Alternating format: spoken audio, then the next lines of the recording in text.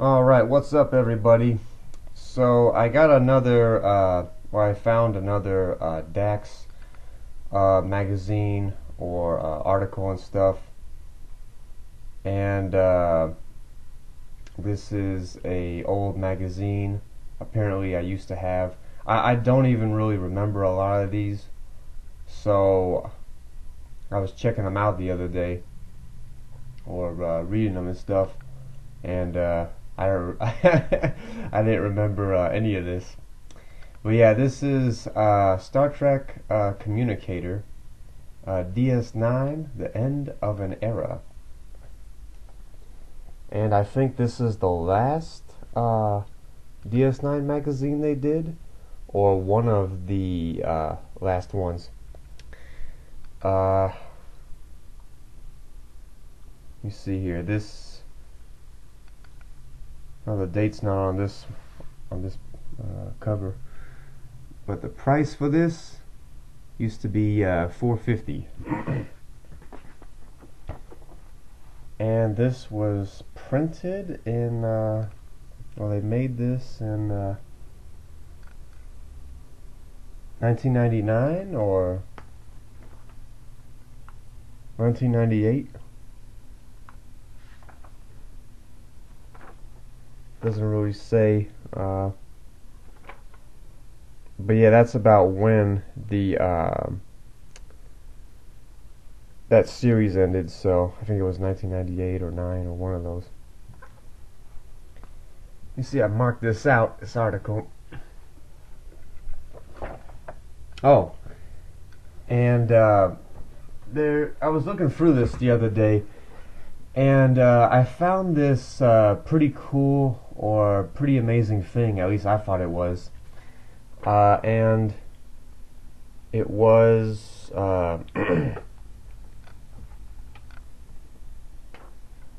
these pictures of all these people that was kind of in the back of the magazine. But I thought this was kind of cool or pretty amazing.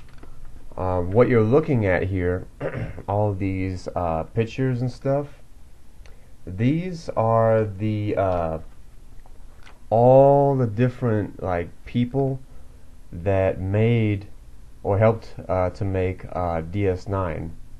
Like these people, like you probably you didn't see them, or you probably you didn't see them, or you probably wouldn't see them, but they were there. Like all the people like that did the sound effects, all this special effects stuff, all of the props people, all the makeup people, the script writers, and there's like a million of these people, like electricians, all the people who did like the lighting, who did the cameras at the different angles and stuff. These were all the people. I mean, you may not have seen them like on film, or you didn't see them on film, but they were there. Like basically, they set up everything. They got everything all set, all ready to go, so the actors could go in and do their thing. Then after they got the footage or all the different video stuff that they needed or wanted, all these people, or a lot of them, would go back and add like music or like all the little battles or like phaser stuff or whatever. And I think this is kind of cool, that these people are kind of cool, because there's like, I don't know, there's like maybe like 100 or like 200 people or however many that took part in all the different little things that went into making DS9 and stuff. And I think that's kind of cool. These were the behind the scenes people, so I think that's kind of cool.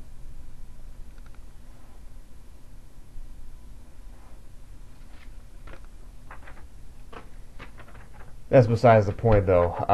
I was talking about this article. Let me see if I can find it. Alright, this is a Dax or Terry Farrell article and this magazine I had from way back as a kid. There's some Dax pictures and stuff. Yeah. Anyway, so this one is titled Terry Farrell, Jadzia Dax Gone, but Not Forgotten. Everything changes and moves on. That sentiment is what propelled Terry Farrell to move on from Star Trek Deep Space Nine when her contract was up at the end of the 6th season. Her first stop after DS9 across the Paramount lot to the Ted Danson sitcom Becker, which has been renewed for next season. Of course, leaving is never easy. I didn't realize how emotional it was going to be for me saying goodbye to the fans, Farrell noted last year before leaving the series, and certainly not how emotional it was for them. You don't think of your character affecting everybody. It's always everybody else's character, Farrell remarks candidly.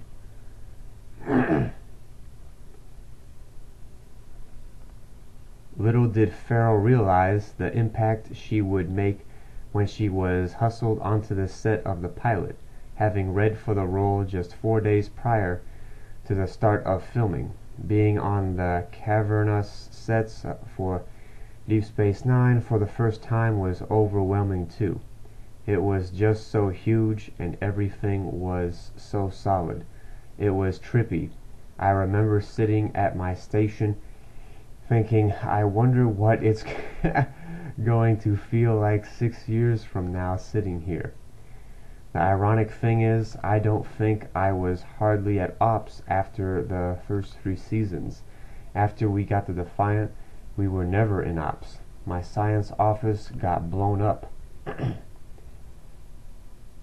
On paper, the role of Jadzia Dax sounded like a dream come true. I felt from the description of Dax and all of her past lifetimes that it would be an incredible challenge.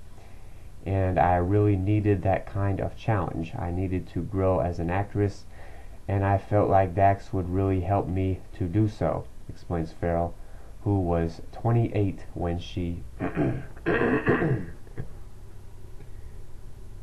was cast in the part.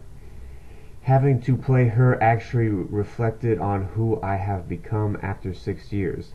Really a lot more than what I did for her. If I did something for her, I think it would be my energy. I made Dax up partly of me and partly of them writing it in. The relationship that evolved between Dax and the forever moody Klingon, Worf, Michael Dorn,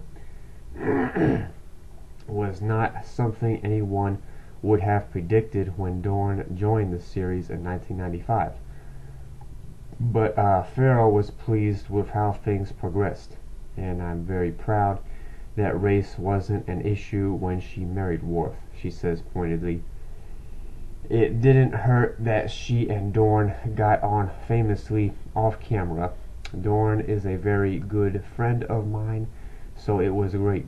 We could be in an argument and then still work together and apologize by the end of the day, like a brother and sister.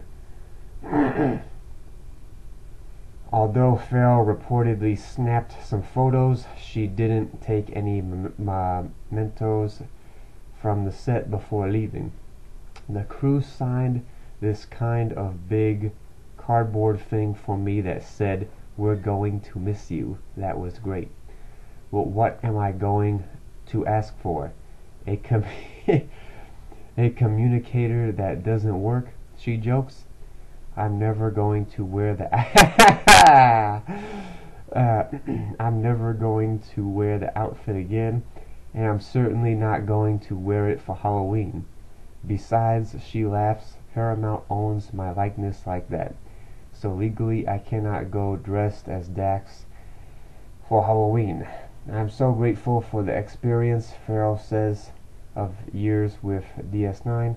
I'm so grateful that I got the chance to play a character that was so multi-dimensional. I'm trying to stay with not making any choices out of fear. I feel like I know myself so much better. And that was the end of that article.